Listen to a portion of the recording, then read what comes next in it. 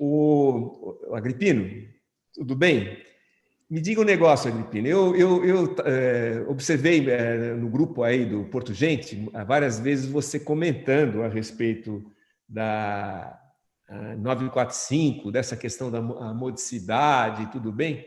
E dos detalhes dela. Na verdade, eu, como disse ao Mário Povia agora, a explicação dele mostrou que tem uma vertente que é bastante lógica, bastante equilibrada, muito distinta do modelo australiano, né? Hoje a Austrália tem aquele problema de não conseguir controlar os preços que estão em regime de monopólio, né? Que a nossa companheira lá no grupo, a Marcela, até comentou. Eu gostaria de ouvi-lo a respeito e ver o que você pode nos adicionar a esse contexto. Bom, boa noite a todos. Agradeço aí ao Jama, ao Carlos Magano, presença do Povia e do Sérgio Aquino, que são expoentes aí para desenvolver aí o nosso setor portuário. Eu queria situar a questão da reforma portuária dentro de um debate que é um pouquinho mais amplo, que é o debate do modelo de regulação, ou seja, de formas que o Estado brasileiro, através da agência reguladora, que foi o modelo que foi escolhido lá nos anos 90, ele terá para atuar nas falhas de mercado que existem no setor. E aí eu vou focar bastante na questão do transporte marítimo e da operação portuária do container, né, para não ficar muito solto, mas essa teoria geral, ela se aplica a qualquer mercado, né, de serviço. Uma coisinha só, Agripino, o tema é a 945, né? Mas dentro do contexto da 945, né? Isso, da 945, porque a 945 ela veio com o objetivo de tratar de uma questão temporária relacionada à Covid. Né? Eu acho que as mudanças que foram colocadas aí pelo Mário Povia e que talvez o Sérgio aqui não aprofunde da questão do contrato de uso temporário, essas questões pontuais, eu estou de acordo. A problemática toda é que mexeram numa questão que ela é central para que haja o cumprimento da Constituição Federal no setor, que é a questão do serviço adequado.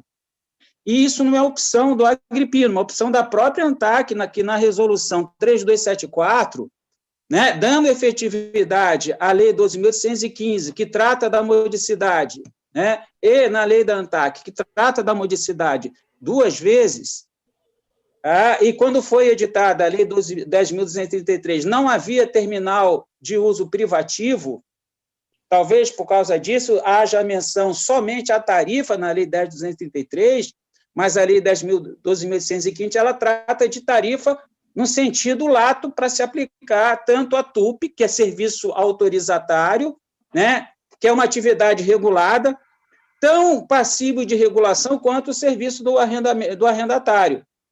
Né? A regulação ela se dá no setor, e aí eu vou dizer, a minha formação é uma maneira, porque você tem 2 escolas dentro da regulação, no que se refere à regulação econômica, que quando eu falo de regulação de preços, de defesa da concorrência, de modicidade, eu estou falando de regulação econômica.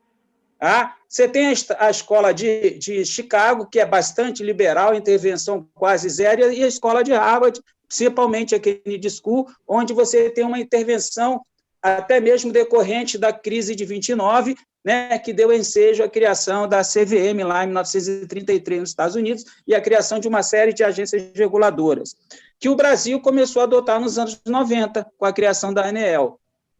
Então, o meu modelo de regulação é uma regulação que ela tem que se dar de maneira técnica, né? Ela não pode ser pesada, mas ela também não pode ser leve, quase inexistente, como esse movimento que foi feito agora ao retirar a modicidade que estava na Lei 12.615, e por enquanto ela está.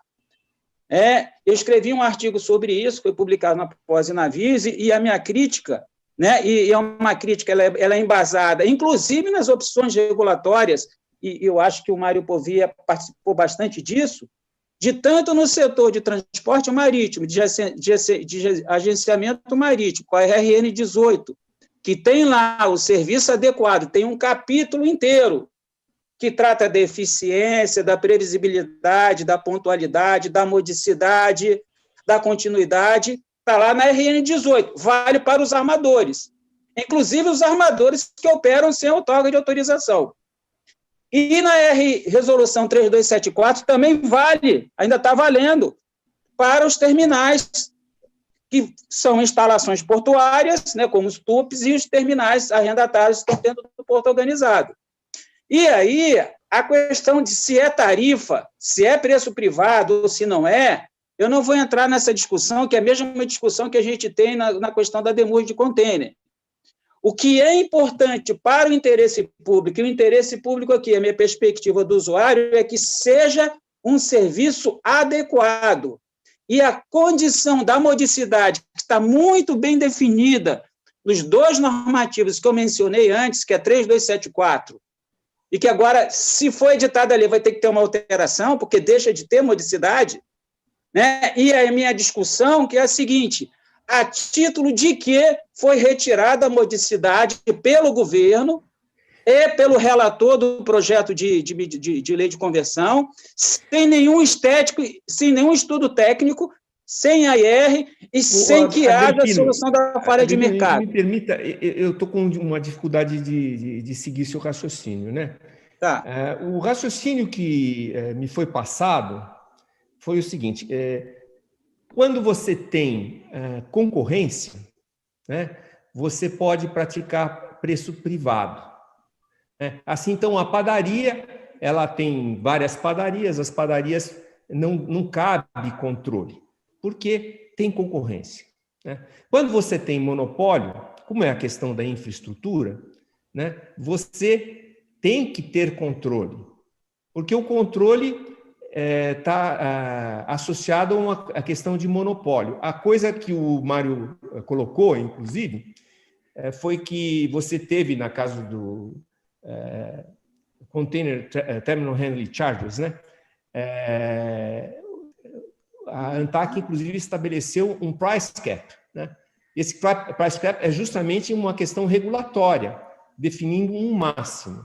Agora, em relação especificamente ao tema nosso, que a gente deveria se manter dentro dele, no que a 945 altera, né? O Mário Povia, ele, se eu entendi bem, ele deixa bem claro que não houve bem uma alteração, houve uma sacramentação de uma situação já pré-existente. Então, eu gostaria que você comentasse. Eu não estou entendendo bem a diferença quando se relaciona a esse instrumento atual. Tá, eu vou primeiro fazer um contraponto à sua colocação. A sua premissa ela é falsa, ou de quem você ouviu, de que há concorrência no setor de transporte marítimo de container e no setor portuário. Não há concorrência. Não há concorrência, eu não preciso fazer cálculo. Eu vou pegar o caso de Santos e de Santa Catarina, que eu fiz o cálculo com base na metodologia da divisão antitruste, que é utilizada quase que no mundo inteiro, do IHH, Índice de Concentração Horizontal. Em Santos, os 3 terminais de contêineres, o índice é mais de 4.000, quando tolerável é 1.500. Acima de 2.500 é caso de indenização por dano por cartel e crime contra a ordem econômica num país, né, onde a defesa da concorrência ela é aplicada. Tá? Então, em Santa Catarina, eu tenho 2 armadores de contêineres que fazem joint, o primeiro e o segundo mundo, que tem 96% da operação do contêiner no estado, dados da ANTAC, estatística, né, em unidades de contêiner ou em TUs, né, de 2019, com IHH acima de 3.500. E isso é que faz com que, não sou eu não estou trazendo aqui informação, opinião minha, é fato. De 2010 a 2019, esses 2 armadores nos 3 terminais que operam, eles reajustaram a armazenagem na importação em quase 800%, juntos. Enquanto os TUPs e arrendatários que não são verticalizados, eles não chegaram a 1/3 ou 25% desse valor. Então, não tem concorrência. E é uma retórica que ela é falaciosa, ela é perigosa, porque ela distorce a Constituição, de que há competitividade.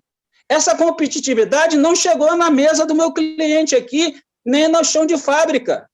Quando ele importa 12 contêineres num tupe verticalizado para Santa Catarina, e que esses 12 contêineres tiveram problema com a aduana e com os órgãos intervenientes, não houve má-fé, e que isso gerou uma armazenagem de 250 dias de 5 milhões e 600 mil reais, com base na liberdade de preço, com base na competitividade, com base na concorrência.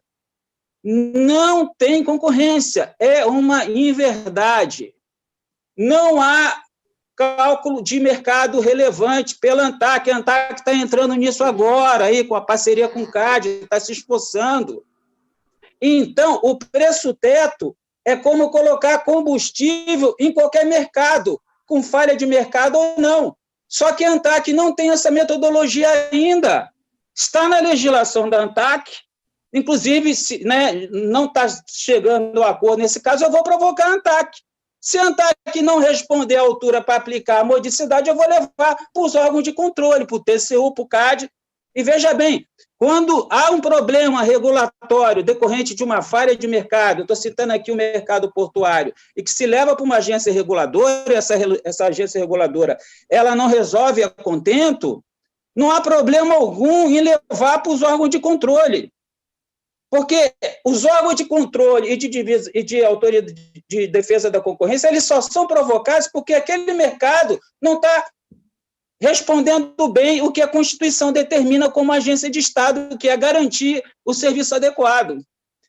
Então, quanto maior a legitimidade de uma agência reguladora perante o mercado dela, menor vai ser o índice de controle, né, a busca por órgãos de controle, TCU, né, o CAD e o próprio Congresso Nacional para regular e resolver esse problema, no caso o TCU. As grandes alterações que estão sendo feitas no mercado para defender o interesse público para o usuário, elas estão vindo de determinações ou de recomendações do TCU em cima da ANTAC. E a ANTAC está amadurecendo nisso aí. Não há dúvida que a ANTAC, ela aos poucos, ela está ganhando credibilidade e agora vai ter que ganhar mais ainda, porque a Lei Geral das Agências Reguladoras, que é uma lei muito boa, e que criou ali a obrigatoriedade do AIR para a maior parte das possibilidades, ela diz que tem que ter uma relação de cooperação muito grande, né, das agências reguladoras, e não é só para a ANTAC, não, é para todas elas, federais, com os órgãos de controle e com o órgão de defesa da concorrência e o órgão de defesa antitruste. Está na lei. A ANTAC está avançando nisso, mas ainda há uma falha de mercado muito grande que não autoriza o Ministério da Infraestrutura, a Secretaria de Pós, eu estou falando aqui para o Piloni e para o ministro Tarcísio e para o relator do projeto, a retirar a modicidade que está na Lei 12.815, que é uma lei de 7 anos, e que não tem modicidade ainda. Se tivesse modicidade, serviço adequado, não haveria reclamação para pedir o veto dessa alteração exótica atemporal. Por isso que o título do meu artigo foi justamente nesse sentido, né? O título foi Reforma Portuária, PLV 30, onde o temporário vira permanente e prejudica a competitividade e a isonomia. Veta, senhor presidente. Estão pedindo, se o presidente não vetar, nós já estamos com um grupo de advogados que nós vamos possivelmente, né, entrar com uma DPF no Supremo Tribunal Federal, ou uma ação de inconstitucionalidade, porque está claro, está flagrante que está violando aí o serviço adequado. Então, a discussão, voltando aqui para focar na medida provisória, no projeto de reforma, né, isso eu vejo como processo, e eu não vou entrar na natureza jurídica, se é tarifa, se é preço, assim como na questão, eu quero saber se está havendo custo abusivo, custo predatório. E ele é muito mais fácil de ocorrer quando eu tenho mercados concentrados, como em Santos, no setor portuário, onde eu tenho 3 terminais que operam o mercado de contêineres. E um agora recebeu uma multa de R$ 821 mil, porque reiteradamente, 6 vezes, reincidente, 6 vezes, se recusou, na última vez, a devolver R$ 3 mil para um usuário exportador. 2 minutos, vai Agripino. recorrer, vai judicializar. Então, o que eu queria colocar aqui, não sou eu que estou colocando isso, não sei se é porque eu fiz a minha formação nos Estados Unidos e a Constituição nossa, ela é diferente da Constituição da Austrália. O marco regulatório, as falhas de mercado, as assimetrias de informação dos usuários no Brasil são diferentes do modelo australiano, são diferentes do modelo norte-americano. E nós temos uma Constituição que ela aponta para a ordem capitalista, que diz que o capitalismo no Brasil, para ele sair do papel, ele precisa garantir a defesa da concorrência no setor portuário marítimo, de container, ele não existe. Não sou eu que estou dizendo, não. É só pegar os números e o último artigo que eu publiquei na revista do CAD, que está lá no site do CAD, vocês vão encontrar, inclusive, esse caso aqui. Defesa da concorrência, defesa do usuário e segurança jurídica dos contratos. Função social dos contratos. Essa liberdade de preço, ela não é um cheque em branco para o autorizatário, para o arrendatário, ou seja ele quem for. Porque os preços, eles são regulados. E você tem um price cap, como disse, é como ter um carro num setor desse, você tem que ter o combustível. O price cap, o regulador, ele tem que estar lá com esse botão para ele apertar quando ele estiver monitorando o preço, e monitoramento de preço e price cap não tem nada a ver com o tabelamento da SUNAB. Isso não é regulação setorial. A regulação hoje ela é responsiva, ela é sofisticada, ela tem que estar embasada de AIR. Isso é um processo, só que existe uma assimetria muito grande no nível de participação da maior parte dos usuários com o setor pequeno, organizado, né, dos terminais ou dos armadores.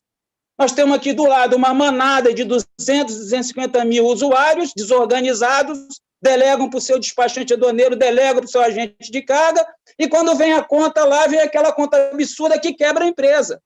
Essa empresa, se ela não conseguir resolver esse problema, tá?